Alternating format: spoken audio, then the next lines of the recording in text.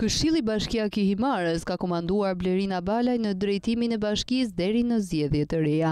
Nga 21 antar, 15 prej tyre kanë votuar pro saj, ndërsa nuk është bërë votim për nënkryetarin tjetër Pervin Gjikuria. Votimi në Këshillin Bashkiak vjen pas arrestimit të kryetarit në detyrë, Jorgo Goro, për shpërdorim detyre. Jorgo Goro në një letër nga qelia e Burgut 2 ditë më parë drejtuar prefektit të Qarkut, ka dhënë ndërheqje nga posti i kryebashkiakut. Gjithashtu në Burg ndodhet edhe kryebashkiaku i zgjedhur i Himarës Fredi Beleri, i dënuar me 2 vite burg pasi u kap duke bler vota para zgjedhjeve vendore të 14 majit të vitit 2023. Mbledhja e Këshillit Bashkiak u shoqërua me tensione me mbërritjen e Partisë Socialiste. Blendi Klosi dhe prefekti të Vlorës Vangel Tavo ishin mbështetësit e Fredi Belerit dhe Sali Berishës, ata të cilët krijuan kaos për të penguar zhvillimin e votimit. Për këtë arsye u vendos që mbledhja të shtyhej me 1 orë dhe zhvillohej në Bashkinë e Himarës me dyert të mbyllura, aty ku Këshilli Bashkiak konfirmoi Blerina Balën në krye të bashkisë.